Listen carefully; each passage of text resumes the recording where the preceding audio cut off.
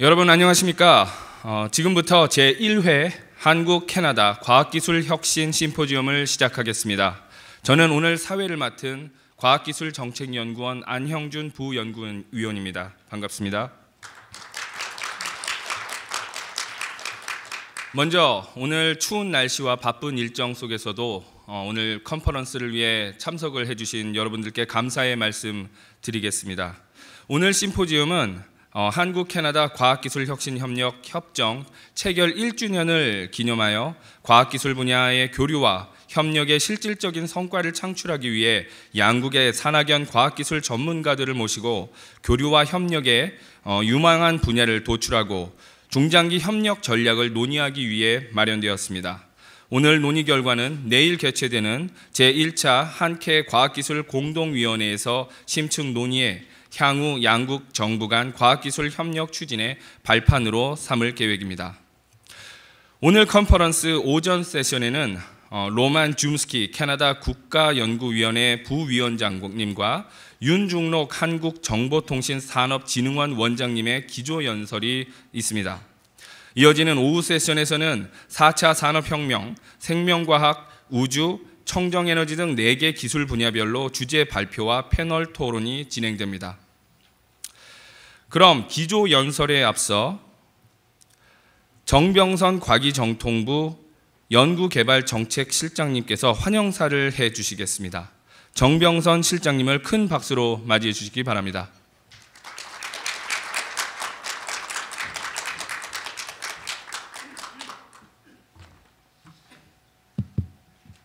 Good morning, everyone. Today is very cold. Unusually, December, this time is very cold. I guess compared to Montreal in Canada, I think this weather is usually normal in Canada, but in Korea it's very unusual. But we have lots of sunshine today. It's quite good. So I think that it is best time for having the forum between Canada and Korea. My name is Byung-sun Jung. I'm Assistant Minister in the Ministry of Science and ICT. On behalf of Ministry of Science and ICT, I would like to welcome all delegation from Canada, especially Your Excellency Mr. Welsi is the Ambassador of Canada to Seoul, and also Roman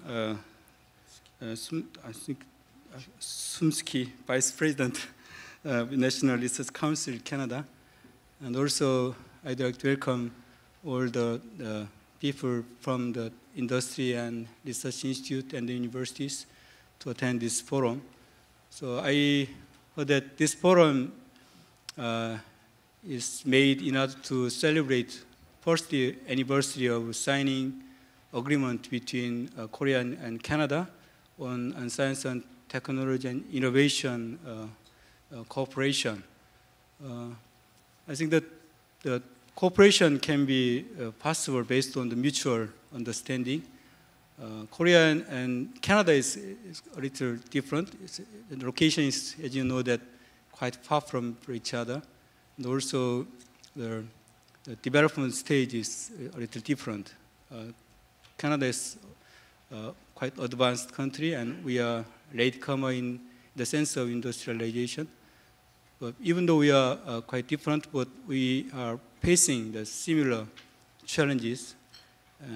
First of all, as I look at the schedule, we are facing the fourth industrial revolution, and also the bioeconomy and space exploration, and also we have four main topics today. So the first main speaker is Yoon Jong-nok. He is my previous boss. He's a propaganda of the fourth industrial revolution. So he will give very good summary of what could be future trend. And this around 3 or 4 months ago, we set up fourth industrial revolution committee in Korea. It composed of industry and research institute, and also the all ministry. So Ministry of Finance, Ministry of Science, Ministry of Education, all the main stakeholders in the ministry joined this committee, and we are try to find out what could be main challenge for the post-industrial revolution. So today's discussion will be very helpful to our policy development in Korea. I believe that bioeconomy will be our future. So last month, from my responsibility, we set up a 10-year long-term blueprint for developing bioeconomy in Korea. I think that it is early stage, so I expect that the fruitful result can be followed from today's discussions. And third issue about the space exploration. Even though we are quite latecomer, we want to send the moon orbit satellite soon. Also, we have developed lots of young talent to have interest in the small satellite issue. And so from this forum, we will share same understanding in these issues, and based on the fruitful discussion, I hope that future collaboration could be followed between Korea and in Canada. I heard that tomorrow there will be Science and Technology Innovation Committee will be held. So I hope that many very top qualified scientists may exchange between two countries, and also many joint research program could be developed. So I'm in charge of the Office of R&D program, so I will strongly support all the program developed through this joint committee. And thanks for your attention. I expect that today's discussion could be very fruitful and contribute to the development of the two countries' collaboration. Thank you.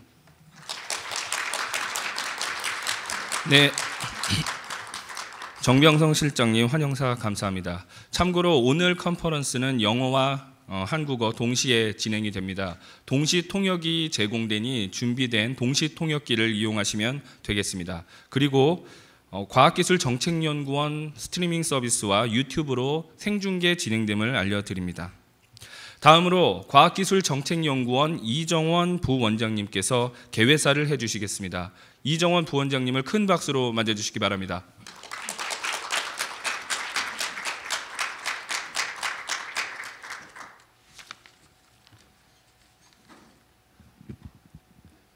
Good morning, ladies and gentlemen.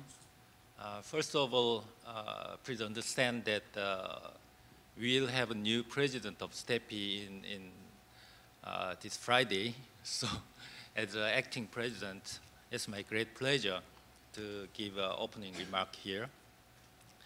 And His Excellency Ambassador of Embassy of Canada, Mr. Eric Walsh, and Dr. Jung Byung-sun, Assistant Minister of Ministry of Science ICT in Korea, and Dr. Roman Szumski, Vice President of National Research Council, Canada, and also distinguished speakers and discussants and guests from both Korea and Canada.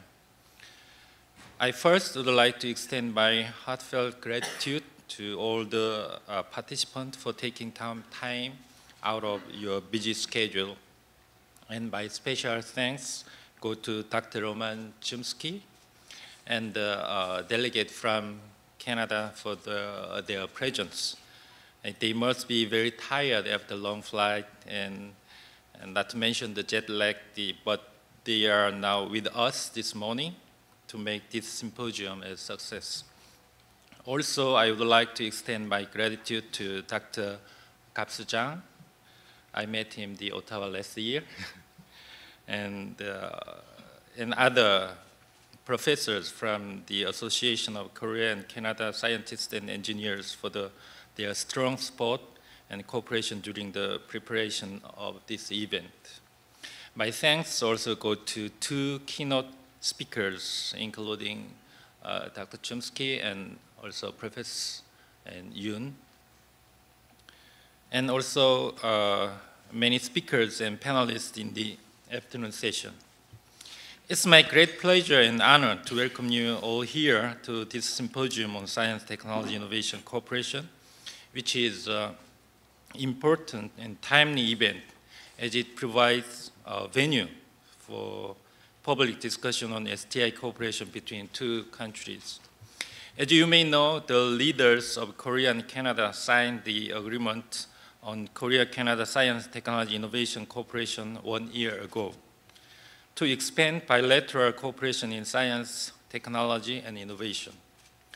The agreement provides an institutional basis for cooperative activities in science, technology, and innovation for peaceful purpose in common interests of both countries.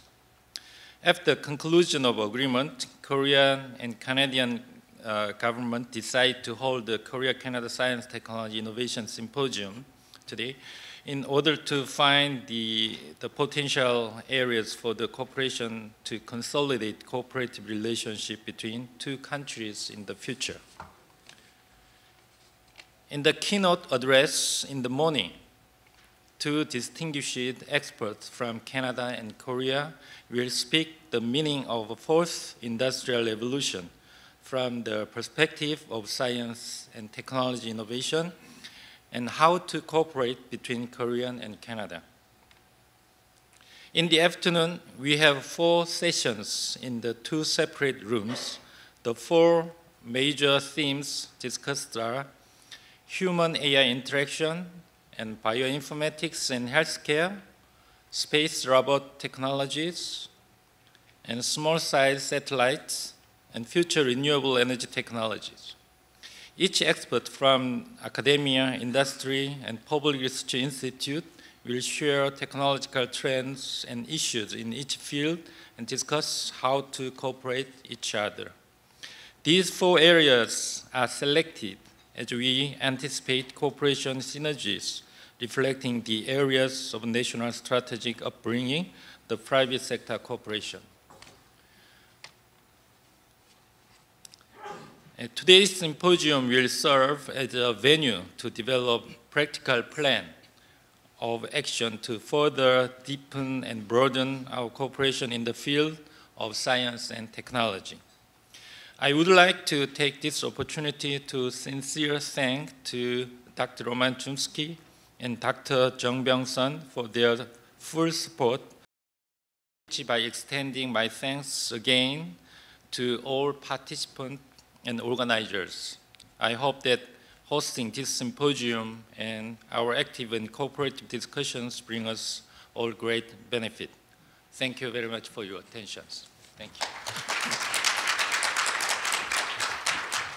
네, 부원장님 감사합니다. 그리고 오늘 컨퍼런스 개최를 축하해 주시기 위해서 에릭 월시 주한 캐나다 대사님께서 와주셨습니다. 예, 축사를 위해 에릭 월시 주한 캐나다 대사님을 자리에 모시겠습니다. 박수로 맞이해 주시기 바랍니다.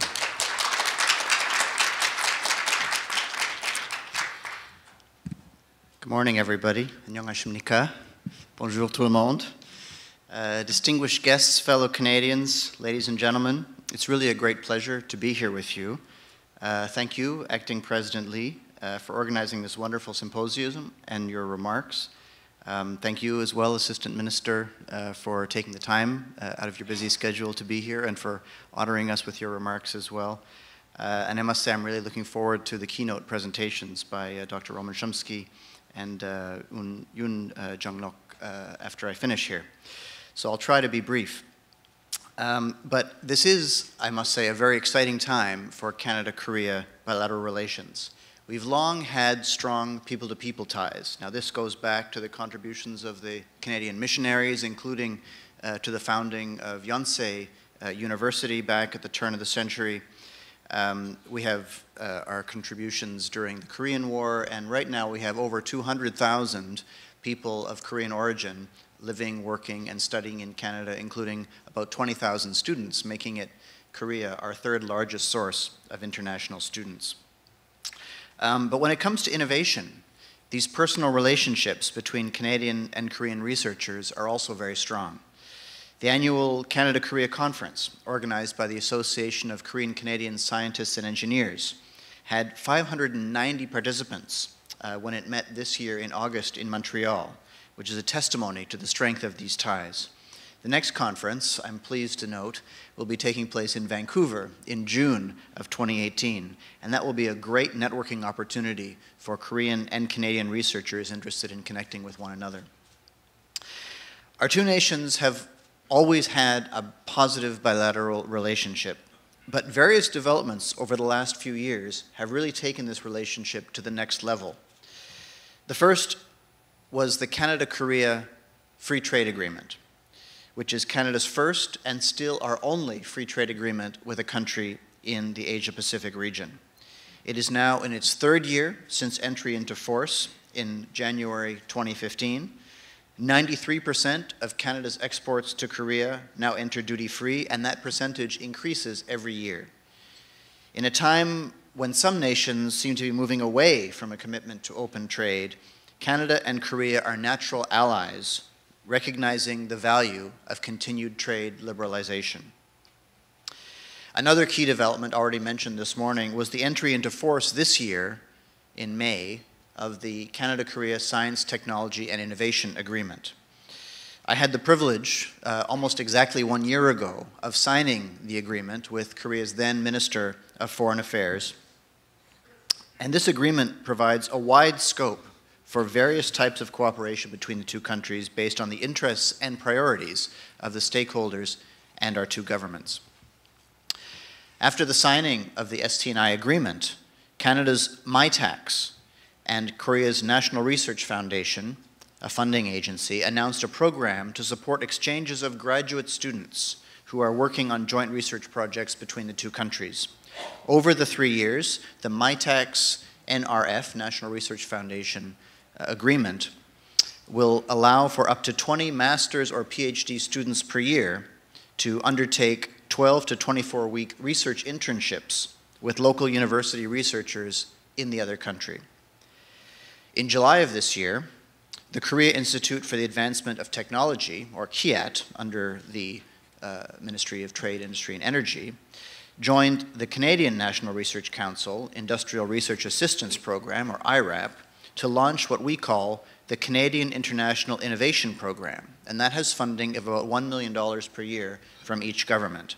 This funding is intended for small and medium-sized enterprises with industrial projects or technologies that are close to commercialization. Both KIAT and NRC in Canada were pleased with the interest this program solicited, especially as this was the first call for proposals. But we got 26 applicants who were invited to make full proposals, and I understand the selected companies will be shortly receiving notifications on their funding decisions. And just last month, this is all in the past, I'm going to talk about the future as well, but just last month, the Embassy of Canada, as part of its new international innovation program with Korea, organized a 3-day program in Seoul for a delegation of 7 Canadian artificial intelligence companies. They conducted 50 one-on-one meetings with 39 Korean companies, which ranged from university-based startups to leading chaebols. The number of meetings clearly indicates the great potential for R&D collaboration between Canadian and Korean companies in the field of artificial intelligence.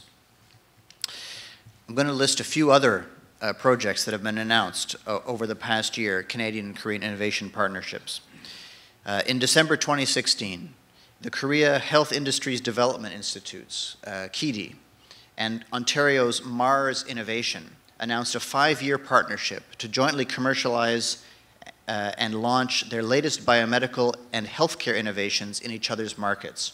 After 5 years, this agreement, if fully implemented, could reach as much as 100 million Canadian dollars of economic benefit to our two countries.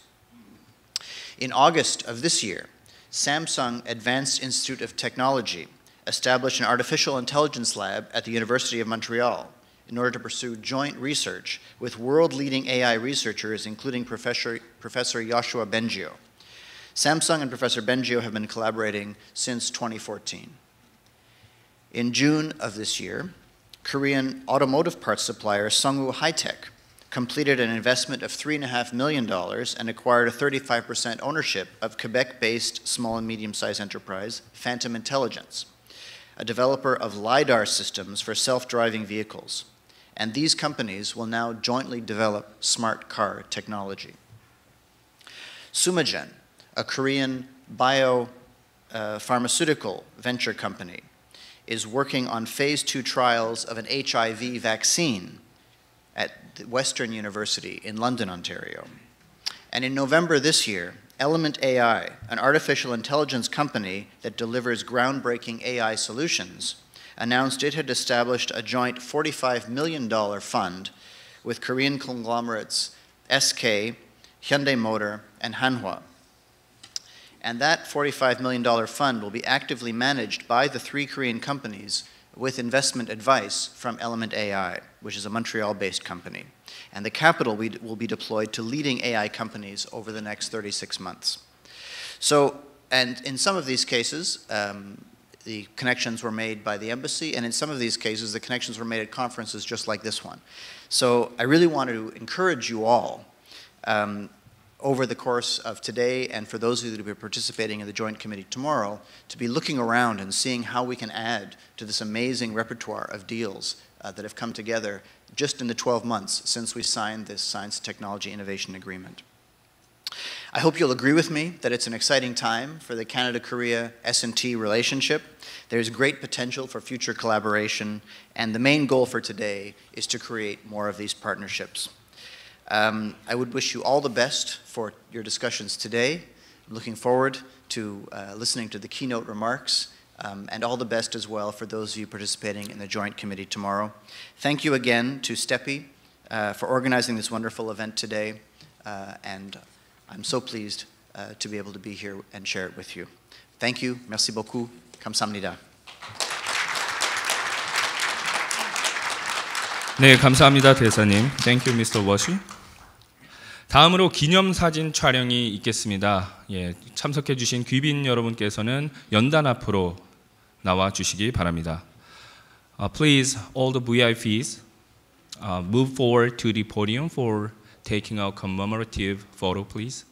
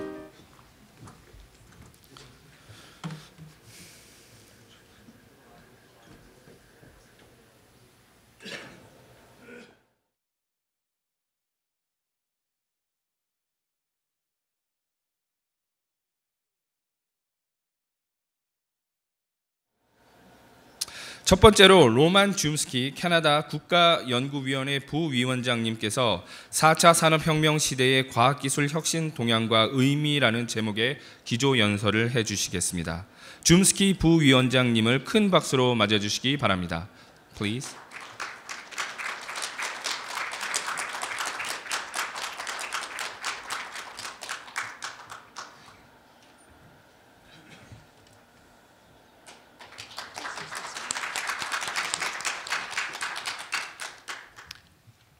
Annyeonghaseyo.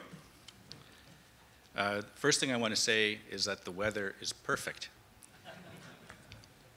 Very, very welcoming for us Canadians to come and see snow on the ground and ice. It's excellent.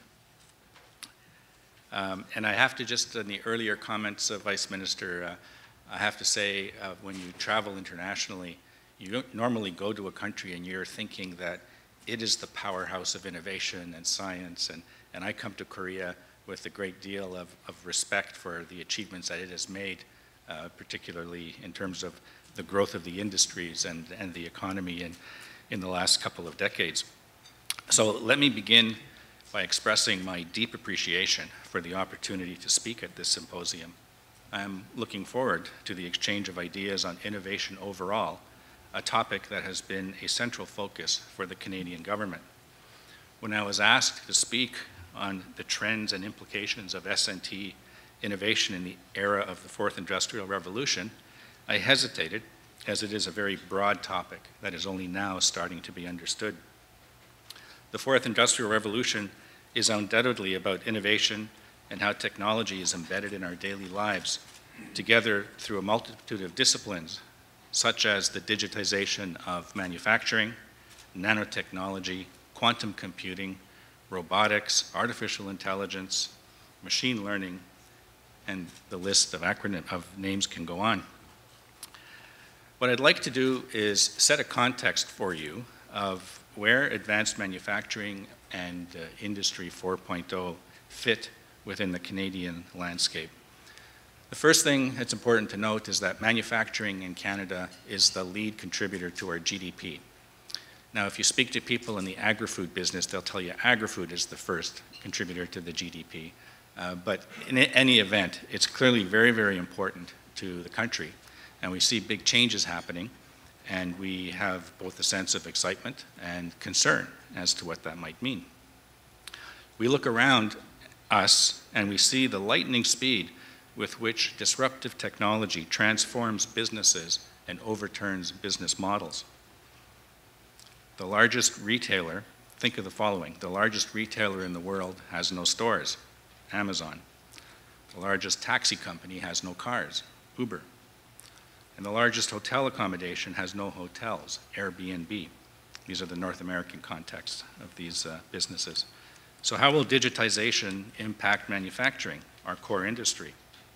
We all know it's going to be a huge impact, that there will be winners and losers, and Canada is very interested in participating in this space.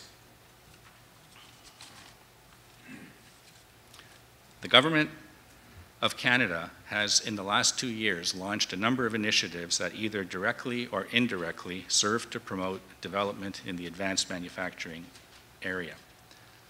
Recently, the Government of Canada has dedicated $1.2 billion under what we call a Strategic Innovation Fund over the next 5 years to accelerate innovation by strengthening and expanding the role of Canadian firms in regional and global supply chains.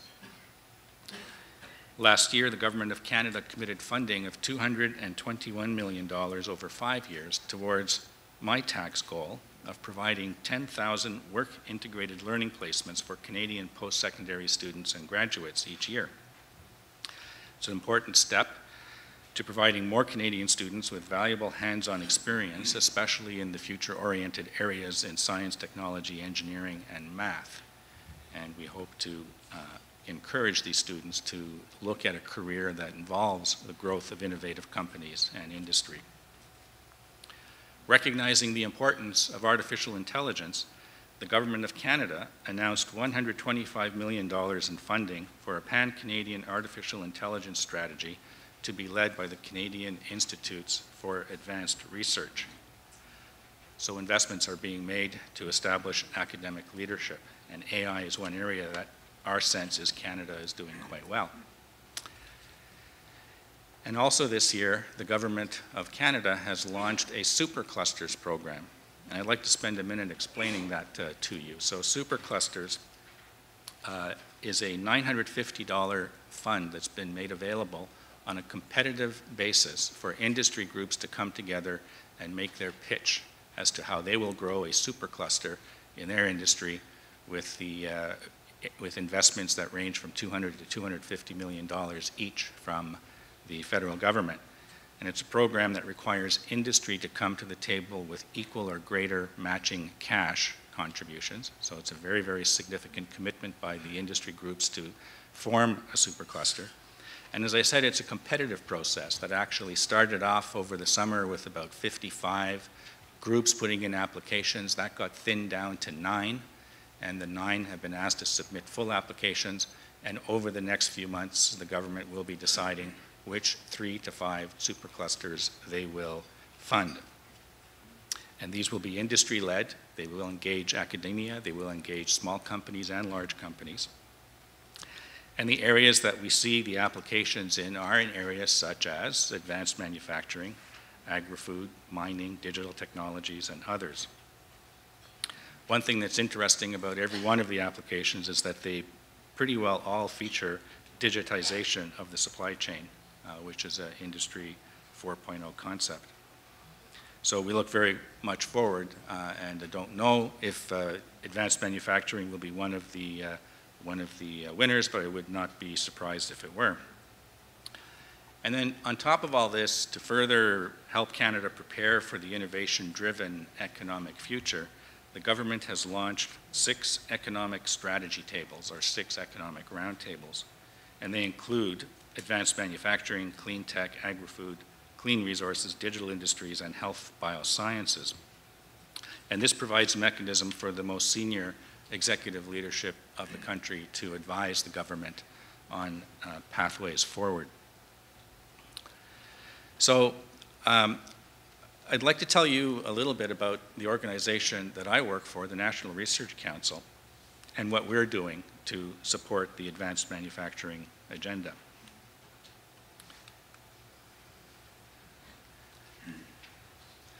Currently, my role is Vice President of Life Sciences at the National Research Council. The NRC is a 101-year-old premier research organization and a critical innovation engine that's at the forefront of working with other public and private sector partners to prepare Canadian innovation system as necessary. So, important thing to know about the NRC is that we're a doing organization. We have approximately up to, including visiting workers, around 4,000 employees. We have research centers that are located from coast to coast. Our budget is approximately $1 billion Canadian per year. And we cover a wide range of capabilities from supporting aerospace industry, automotive, the research on the Arctic, the astronomy, some of the basic science areas, astronomy, nanotechnology, material sciences, and biotechnology, which is the area that I'm directly responsible for. And we underwent a very important transformation a few years ago. And what we did was we decided to fund the NRC through what we are calling programs. So we have our research centers that have the equipment and the facilities and the employees. But when an industry is looking for support in an SNT space, we create for them a program that can bring together the capabilities from anywhere across the NRC. And it is seamless to the industry as to whether or not they are dealing with a single research center or multiple research centers.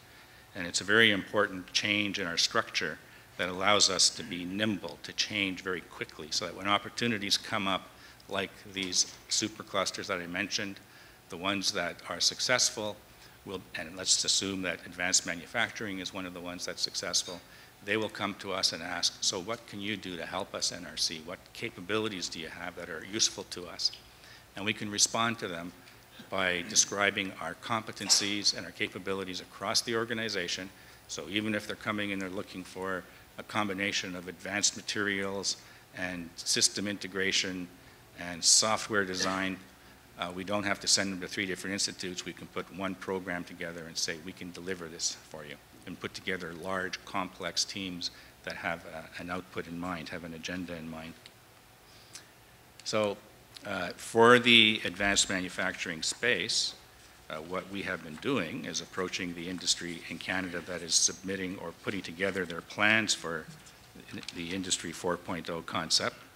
And we have presented to them the following in terms of here are the capabilities that we have to bring to bear on an advanced manufacturing future for Canada. So we've resorted our capabilities and capacities on a non-institute-based model, and we describe it as follows.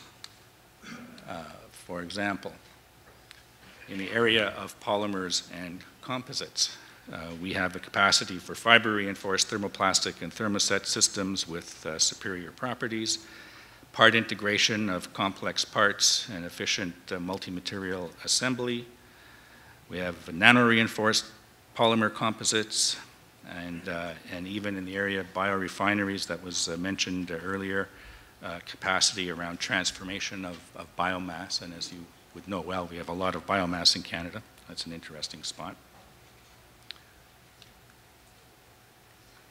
In the area of metal manufacturing, we have capacities around innovative machining and surface finishing technologies with zero scrap generation. We have complex alloy microstructures that are helpful in the area of corrosion, and multi-material joining using adhesive bonding, friction, stir welding, and laser welding. And you'll notice at the top of these we have an individual named so that there's a point of contact for an organization that's interested in that space. And there's also a sense of how many people we might have working on that.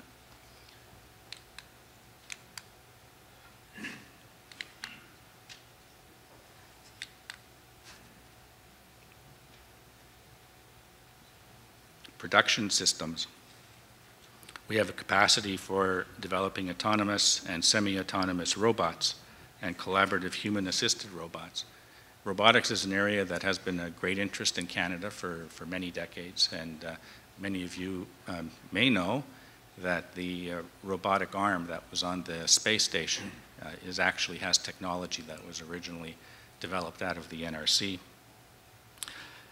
Of course, these systems need sensing technologies and sensing systems, non-destructive testing, and the high-performance polymers that are specifically made for additive manufacturing.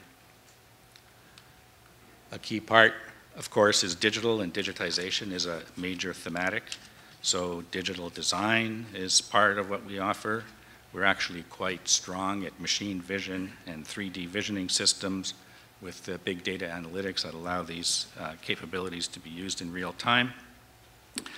And in terms of digital manufacturing and the Internet of Things, we have the artificial intelligence and sensor integration that can go along with putting those components together. Photonics, of course, sensors and sensing and efficient transfer of data is an important part of the advanced manufacturing future, and photonics manufacturing is an area of strength in Canada. We have at the NRC what we call a Canadian Photonic Fabrication Center, which is a full capability for photonic device design and small-scale manufacturing. It's one of the unique centers in the world that's capable of working in this area in a pure play fashion.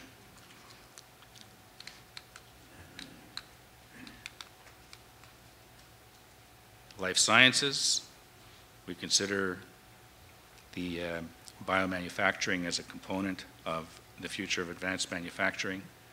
We're very active in the area of therapeutic and vaccine generation and biomanufacturing, and particularly on methods of rapid and efficient scale-up, and particularly of the newer technologies that are coming along, including things like viral vectors and the like. And we are in the process of building and developing a pilot plant of the future, which will represent what the future of biomanufacturing is going to look like. Now, a key thing to companies that are working in this space is knowing that we have the key enabling platform technologies that underscore an advanced manufacturing future. And artificial intelligence is one area that the NRC has been active in building up a capacity. We have about 65 people at the NRC who would self-identify as artificial intelligence experts. And with the aforementioned investment that the Canadian government is making in academic artificial intelligence and the number of companies that you heard that are already active in this space, we're at the beginning of forming a very, very interesting ecosystem within Canada. that involves the basic concepts moving through to deployment and uptake by industry. In terms of the big data analytics, we have programming and predictive maintenance of equipment so that you replace that jet engine part before it fails rather than after it fails, and AI for optimizing energy storage and distribution. We had a very active program over the last couple of years building up our capacity in printable electronics, which of course will make the Internet of Things affordable, if you will, and have been working with companies like Xerox to develop large area, flexible, stretchable printed electronics components and the applications and sensors that will be used in the IoT space, including wearables, antennas, RFID tags, smart surfaces, etc. So as indicated, so this is the methodology that we have of engaging with industry, telling them, here's what we can do for you, and having a little bit of trouble with this. And the locations that we have, as I indicated, we're a physical organization with facilities and people, and we have engineering-related and science-related research centers that are located across the country. But there's two other points that I'd like to register that I think are key for organizations like ours in terms of supporting your nation in their S&T agenda. And one, which is an area that we're paying particular attention to in the last couple of years, is scientific excellence. If you can't be credible, you can't be credible if you don't have scientific excellence in terms of a globally competitive area. And you really are nowhere if you don't have that. So we track our scientific excellence at the NRC, and what you have up here are examples specifically in the advanced manufacturing space, and I'm not expecting you to look at the details of it, but the point here is that we manage and monitor what our scientific output is. We look at the citation rates, we look at the quality of the journals, and we look at the who we're interacting with our interesting spider diagrams, and identify which of our scientists and engineers are popping up as top performers in this space. And the point of this, as you know, is that if you measure something, you're going to be able to improve it. And by making this, though we're a largely industry-oriented organization, by putting a focus on academic excellence like this, our people know that they're being expected to perform at a high level.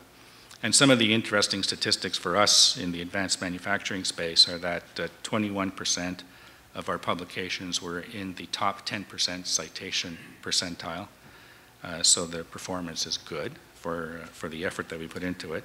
And particularly interesting for a setting like this is that 39% of our publications are with international co-authors.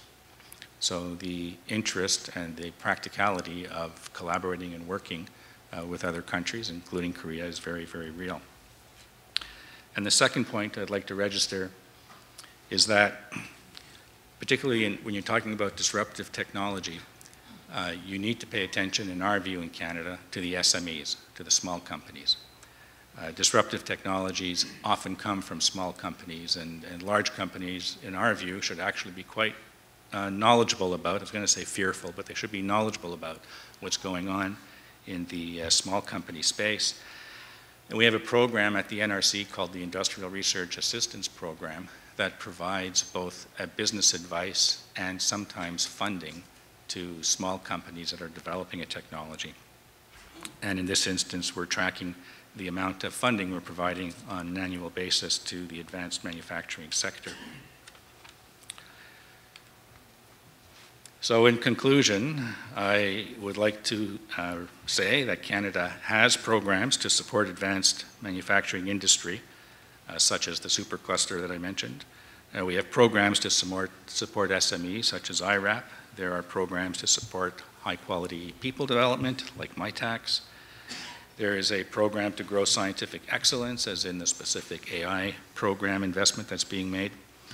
And government agencies like mine, the National Research Council, are repositioning ourselves and retooling to support important emerging manufacturing industries and advanced manufacturing so that we can be a part of making this great transition happen. So thank you. 감사합니다.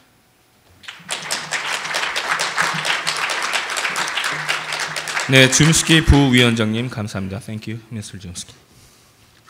이어서 윤종록 한국정보통신산업진흥원 원장님께서 기조연설을 해주시겠습니다.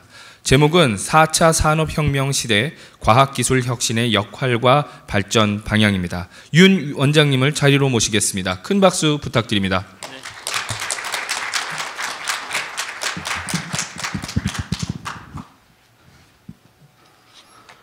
Good morning, ladies and gentlemen. It's my great honor and pleasure to share my ideas with all of you, especially the delegate from Canada. Warm welcome to you, to Korea. Before I go further into my presentation, I'd like to introduce myself and my organizations. I'm in charge of NIPA, National IT Industry Promotion Agencies. The role of NIPA is like this. In Korea, as you know well, very small country, but large populations, and we don't have natural resources. So that's why we have to cultivate new technologies or new industries based on our science and technology. So in Korea, as a whole, we make 50 billion US dollars in trade surplus every year, right? As a whole in Korea, we make 50 billion US dollars as a trade surplus. But the ICT industry, that means information and communication industry, we make 100 billion US dollars trade surplus. It's very funny, right? As a whole, we make 50 billion trade surplus. The ICT industry make 100. So if we don't have IT industry, our economy cannot survive anymore. We import 80% of our food from other countries. We import 98% of our energy from other countries.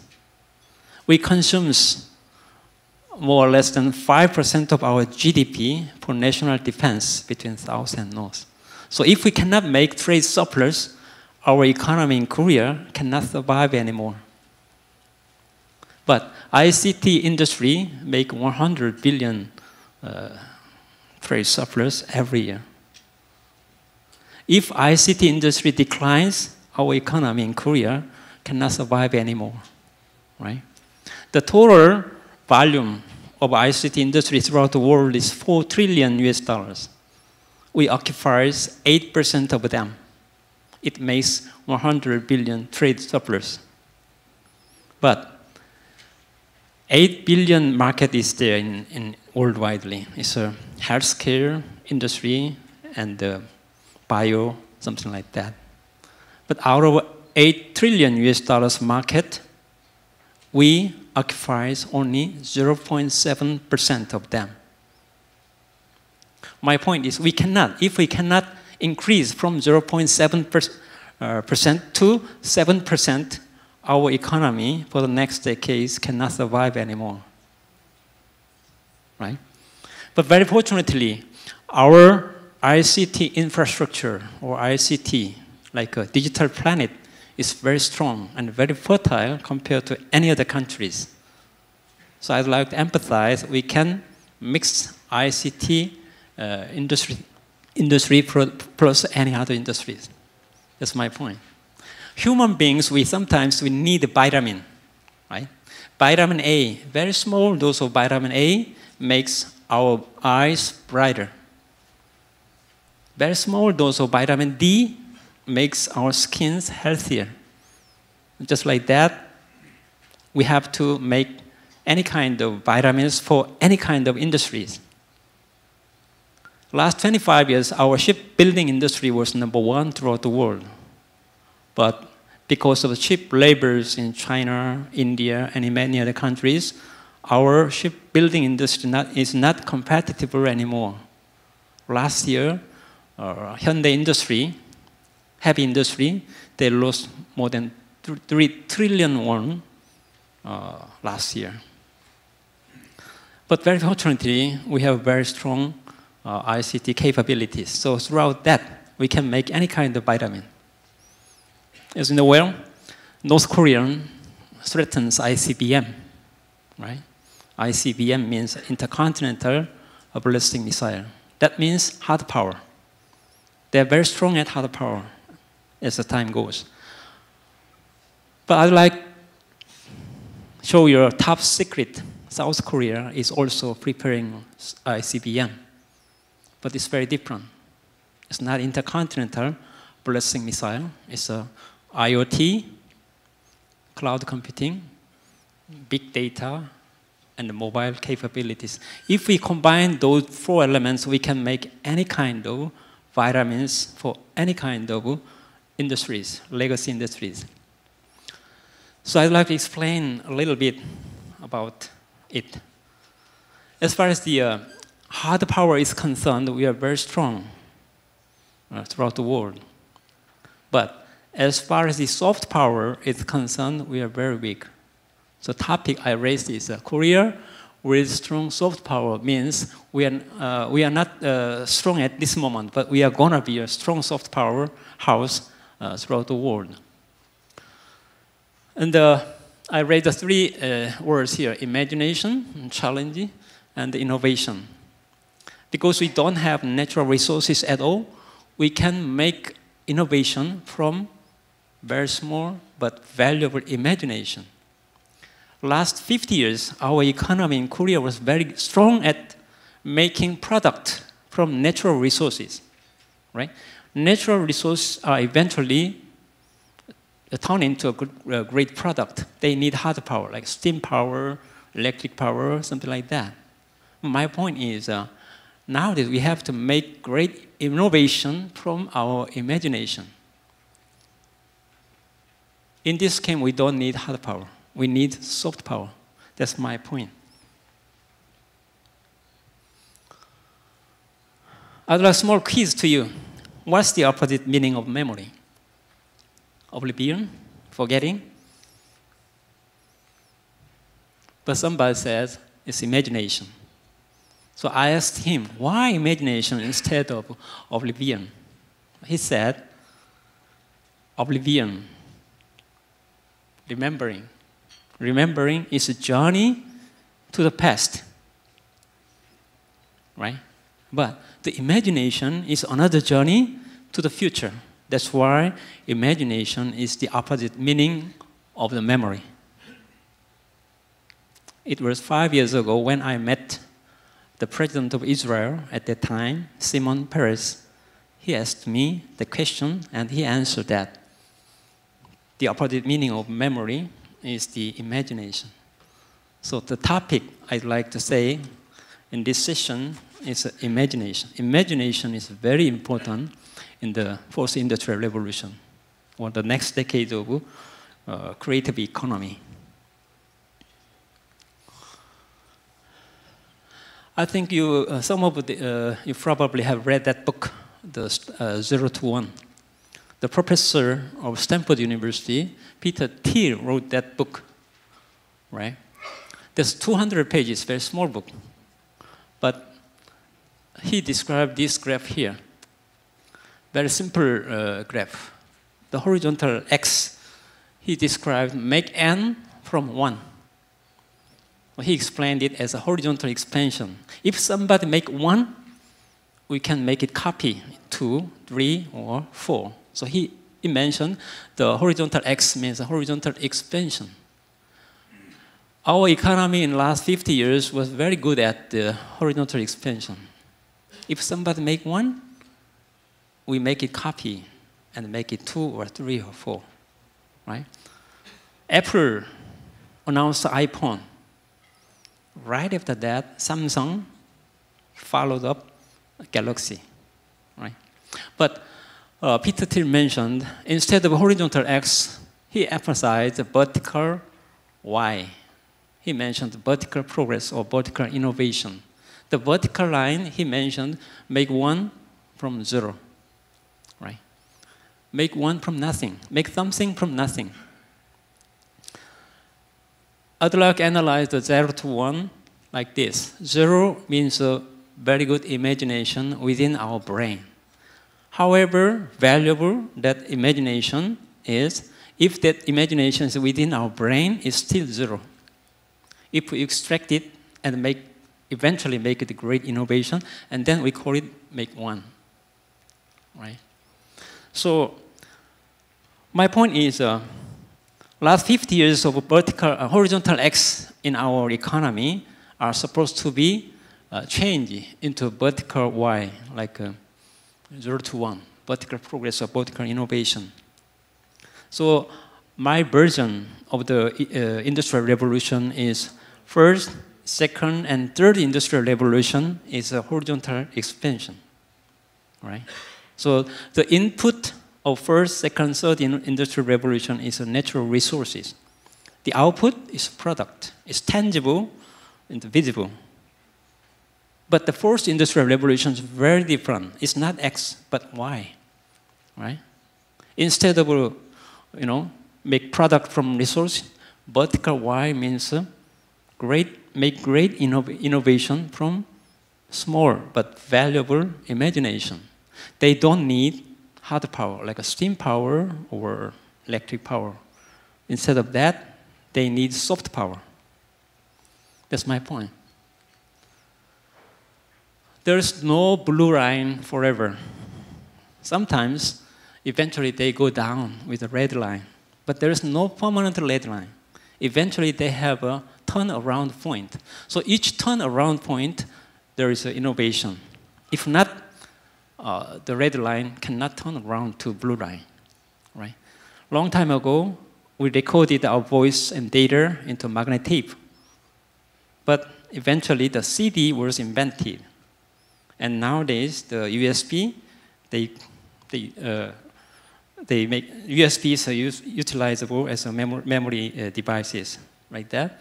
So CD, magnetic tape, and USB is same in recording data or voice, but the technology is very different. It's kind of imaginations. So if not imagination, the red line cannot turn around to the blue line.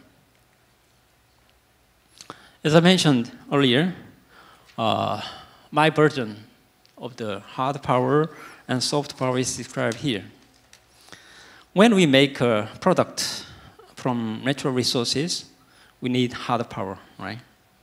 But very fortunately, soft power, we don't, the fourth industrial revolution, we don't need hard power. Instead of that, we need valuable imagination. But in Korea, as you know well, our territory in Korea is very small. It's like a king side, bed side in a soccer playground. Very small.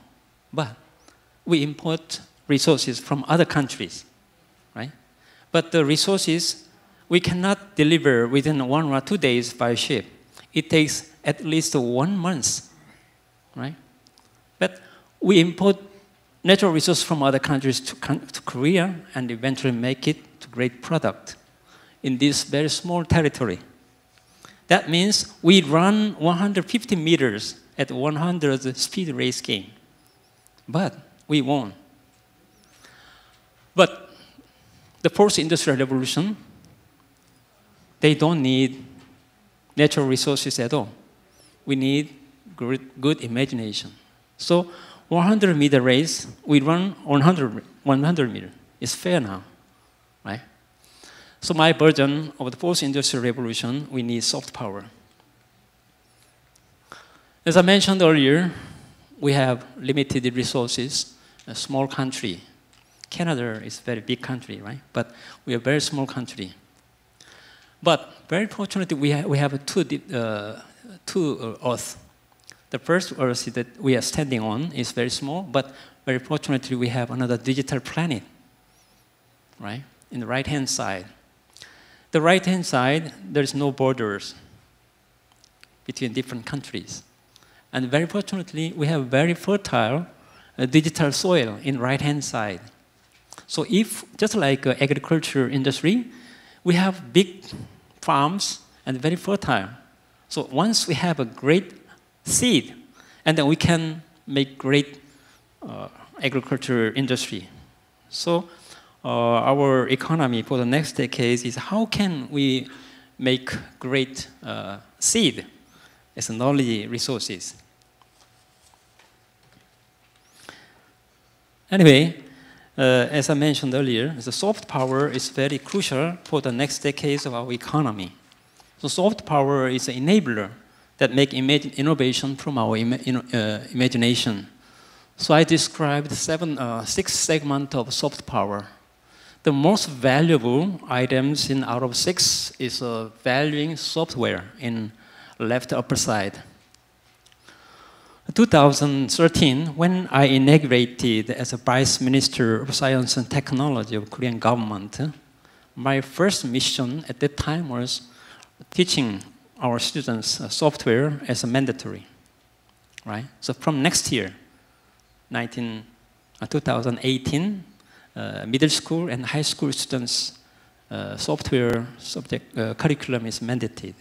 And 2019, primary school to middle school, high school, all of the students are supposed to learn software or coding class.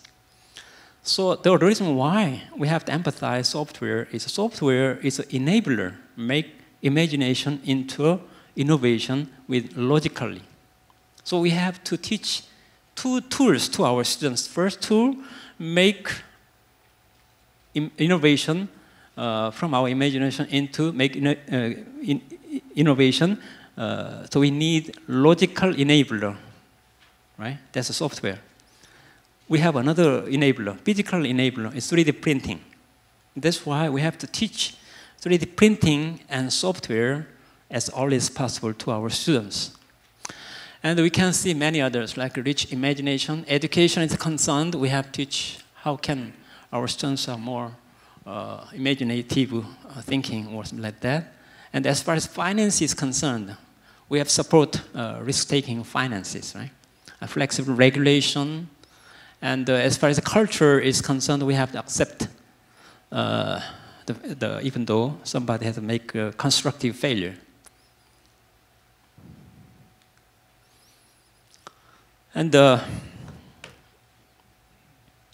software is crucial to our economy. So as I mentioned here, out of 2 companies out of 10 big companies in the United States, Coca-Cola and ExxonMobil, only 2 companies make product from resource. The other 8 companies, they don't make product from natural resource. They make great innovation from very small but valuable imagination.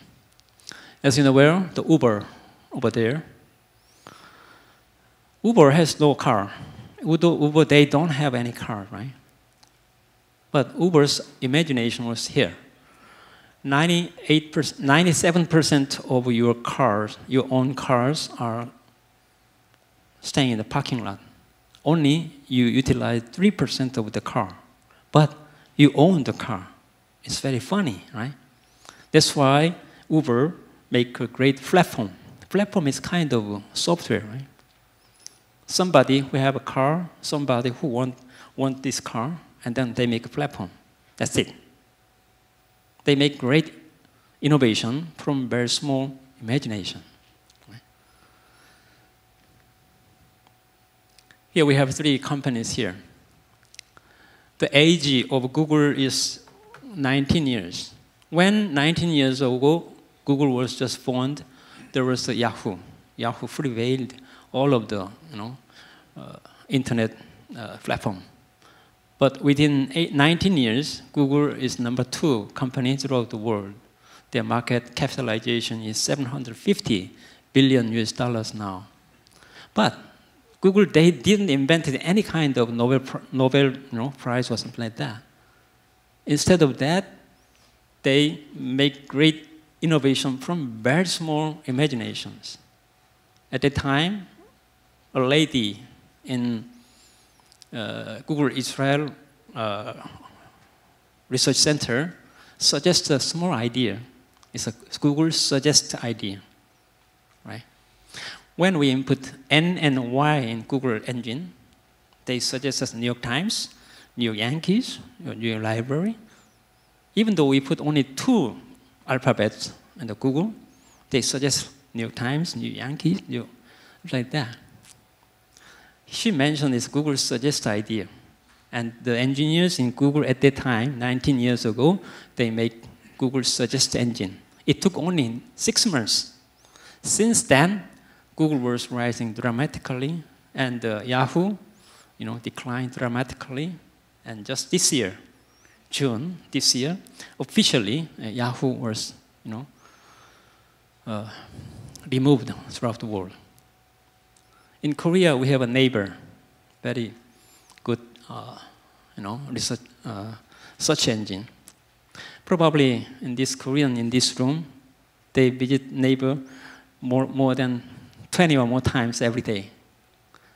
Neighbor is 20 years old, right? And they have only one building, 32 stories high building in Bundang area. The market capitalization of Neighbor is exactly same to the Korea Telecom plus SK Telecom. The age of Neighbor is only 20 years old. Neighbor, they have a 지식 in Korean, in English, knowledge in. Anybody in Korea, 52 million people, they contribute their knowledge to the 지식 in, and everybody can share those knowledge. Very simple idea, right? Very simple idea, but that's their market capitalization already surpassed Korea Telecom plus SK Telecom. Whenever I imagine the future of our industry or our economy, I always thinking those countries, Israel, Netherlands, Estonia, Denmark, very small countries, but World Economic Forum, every year they announce the World Compatibility Index every year. But Switzerland, they got the first prize 6 years in a row. The reason why I pay more attention to this small country is they are very small and they don't have any, compatible resources. But they are cultivating innovation, even though they are a very small country. In Israel, they have only 400 millimeters rainfall throughout the year. Very limited rainfall. Like that handicap, very rare rainfall, they create huge technology as far as the sanitation is concerned. And Netherlands, Estonia, Denmark, we have to learn a lot from their countries. The commonality of those countries make great innovation from imagination, even though they have a severe handicap. As I mentioned earlier, Israel, if you pay only 58 cents of electric power, they change 1 ton of seawater into fresh water, right? And they make great agriculture powerhouse throughout the world. Their government, but 9% of their government budgets they consume to national defense, but their technology initiated from national defense, they can contribute 6% of the GDP. So every country throughout the world, the budget for the national defense is cost. But as far as Israel is concerned, national defense budget is not cost anymore. They call it investment, right? Because only 9% of national budget, government budget, makes 6% of GDP. The flag over there is Netherlands.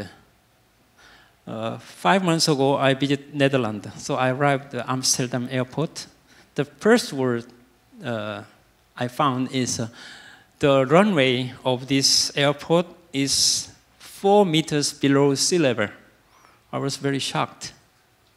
Their territory is 40% of our South Korea, but they make 25 times more agricultural export compared to Korea. United States is #1 in agriculture trade is concerned, right? But the number 2 is not Australia, it's not Canada, it's not China, it's Netherlands. So I was very shocked. So that's why I visited Netherlands at the time. The slogan of Netherlands is agriculture is science, right? So I visited a small town near the Amsterdam, that's Wageningen, very small town. I found that Wageningen in Silicon Valley in California, right?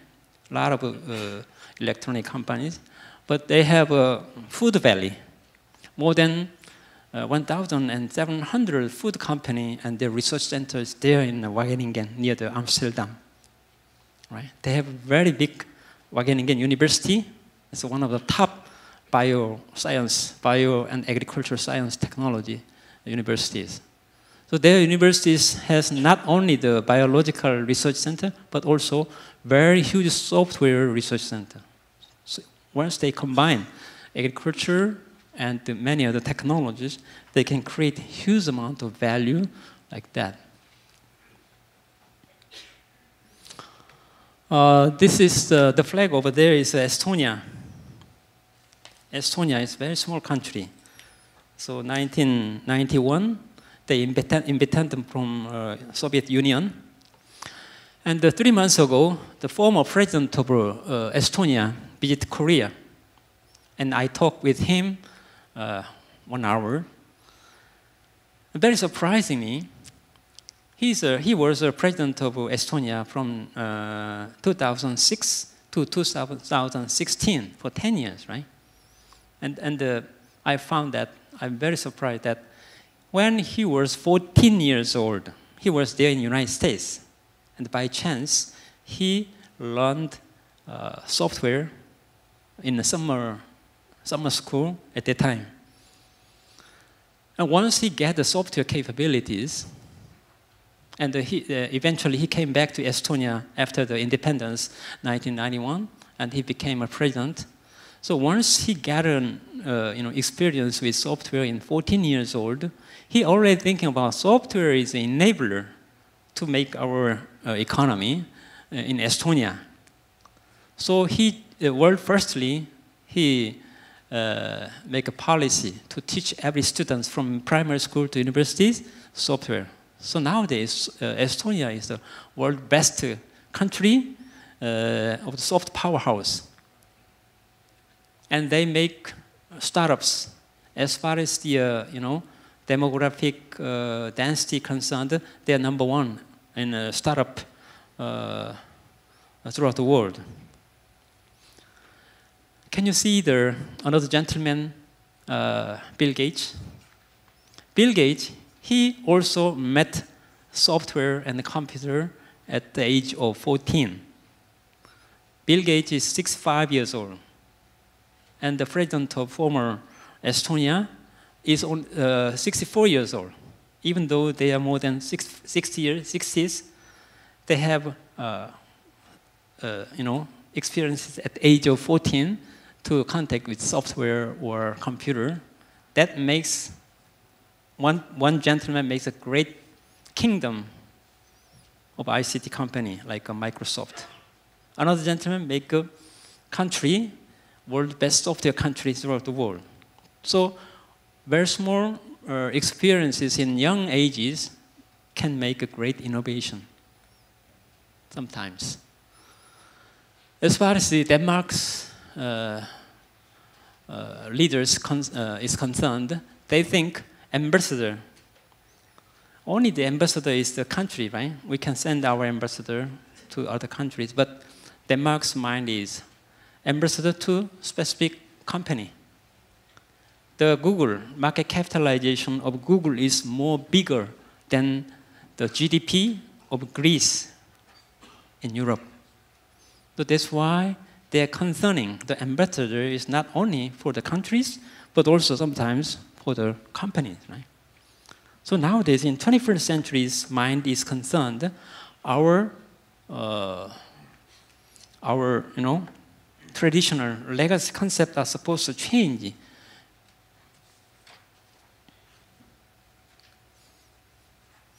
I like this slide very much. Can you see? Right after the inauguration of Barack Obama, 9 years ago, the unemployment rate is 10%. As you know well, 2009, the economic crisis spread out from Manhattan throughout the world. And right after that, he was elected, and the next year, 2009, the unemployment ratio was, rise up to 10%. But this year, January, when he retired, his 2 terms jobs, he make it into 4.8, right? So within 8 years, he makes 10% of their unemployment ratio to 4%. So I like symbolize the successful policy of Barack Obama is 4 numbers, 10, 8, 6, and 4. He make 10% of unemployment ratio. Within 8 years, he dropped to 6% and then make it into 4% level. Is it simple? It's very complex, job for him. He declared 24 policies when he inaugurated presidential job in his White House. One of them is a Startup America.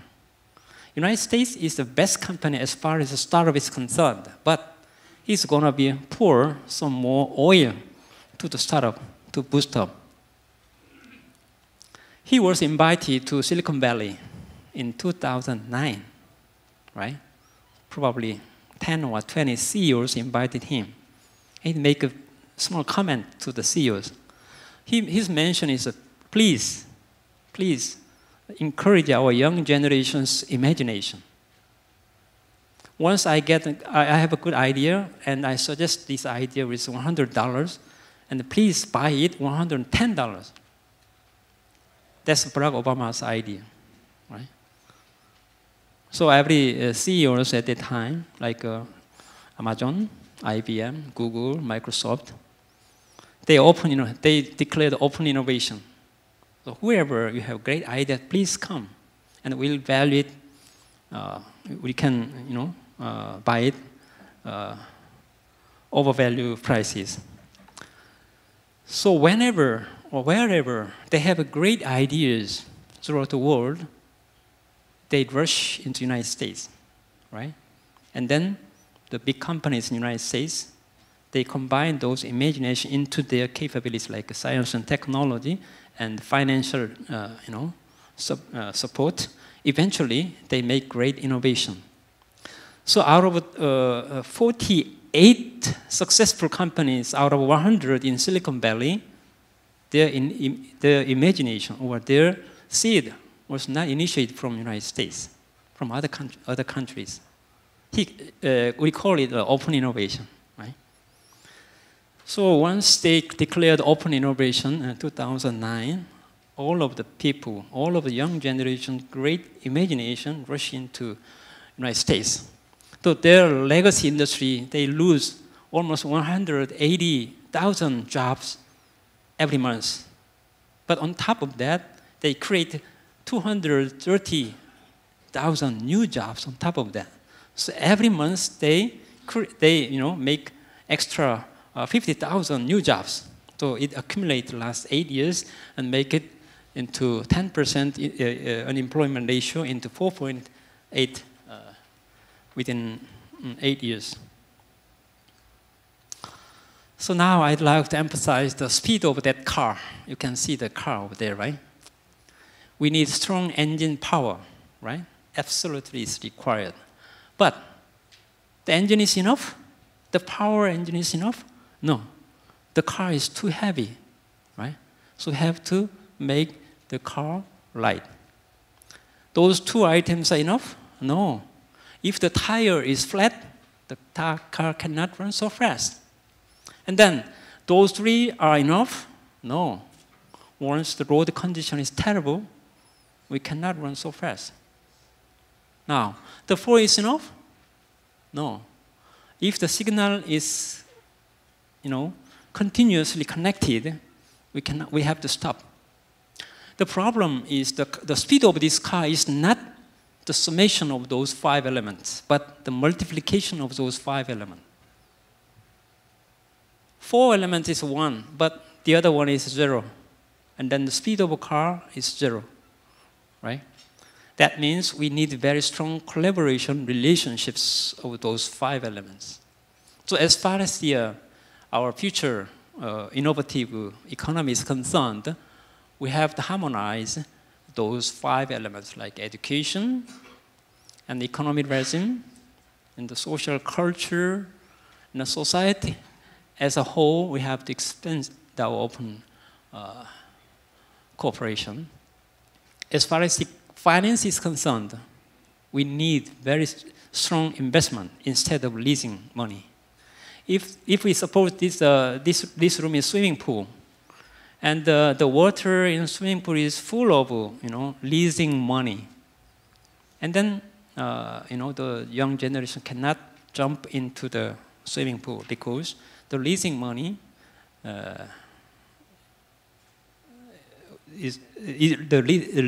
is not enough for the young generation. Instead of that, we need some investment. If they fail in the swimming pool, but they cannot drown, they cannot die because the investment, they don't ask responsibilities. If I describe in detail about here is the education to turn imagination to innovation. So last 50 years, our education is good for manufacturing, make product from natural resources. But now the next paradigm is different. We make great innovation from our imagination. So that's why we have to change our education systems. And also, open innovation to realize a digital economy. That means we need very dynamic convergence activities between different industries and very strong open cooperations. As I mentioned earlier, ICT is very strong enough here in Korea, so we are supposed to make those industry into other industry like healthcare and life science or something like that. The government role in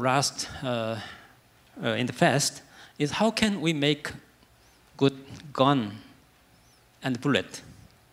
As far as gun and bullet is concerned, our policy in the last 50 years very successful. We have very strong bullet and gun. But the bullet and gun is not enough for the explosion. We need triggering without hesitation, with no hesitation, right?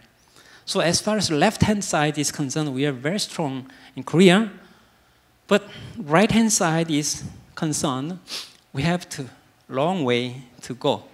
How can we make our young generation don't hesitate in triggering? Like, society where second tries is near impossible in Korea at this moment. And legal and institutional obstacles hidden everywhere. And 2 years we have served in military service. Like that, we have to make our young generations don't hesitate in triggering. I call it soft power. So next decades of our government role is how can we make a good environment to make a soft power house. And the industrial boundaries are blurred, so we have very strong collaboration between different industries, like that.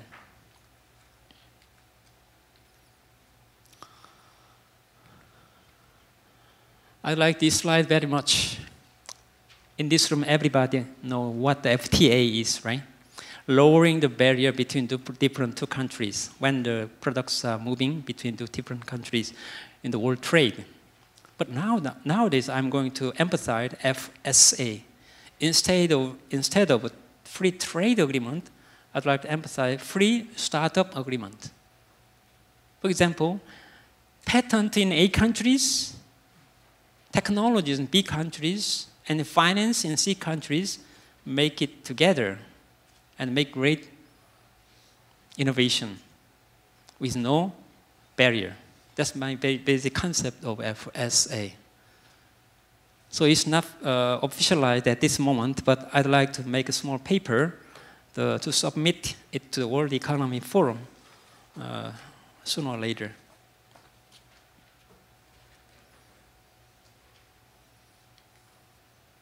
The last slide that I prepared. I think we have to make 3 questions in 21st century's national economic planning.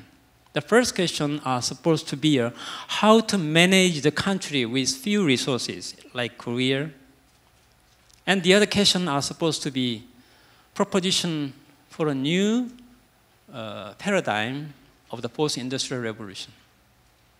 The third one is changes required by the new normalization of the world economy. The answer must be, the first answer must be national management that respects creativity. And the second question, the proposition for a new paradigm of the post-industrial revolution, the answer must be building individuals, schools, business, and the country with a full of soft power. The third question, changes required by the new normalization of the world economy. The answer must be political culture that imagines the future instead of remembering the past. That's my topics today I raised for you. Again, thank you for your kind attentions, and the distinguished delegate from Canada and home in Korea are very congratulations for this workshop for the new paradigm of the innovation. So as a conclusion, as I mentioned earlier, we need very strong soft power for the great innovation from our small but valuable our imagination. That's my point. Thank you very much for your kind attention. 네, 윤 원장님 감사합니다. 예, 발표 도중에 예기치 않은 빔 프로젝터의 문제로 불편을 드린 점 사과드립니다. 예, 지금까지 4차 산업혁명에 대한 발표를 듣고요. 이것으로 1차 한국-캐나다 과학기술혁신 심포지엄의 오전 세션의 순서를 모두 마무리하겠습니다. 점심 식사 후 오후 1시 20분, 오후 1시 20분부터 4개 분야에 대한 발표와 토론이 이어지는 오후 세션이 이어지겠습니다. 점심 식사는 19층에 마련된 뷔페식 식당에 마련되어 있습니다. 오후 세션 회의장 세팅을 위해서 개인 물품을 모두 소지하시고 오찬장으로 이동해 주시기 바랍니다. 예, 지금까지 오전 세션에 참석해 주신 여러분들 감사합니다. 예, 점심 맛있게 하십시오. 감사합니다.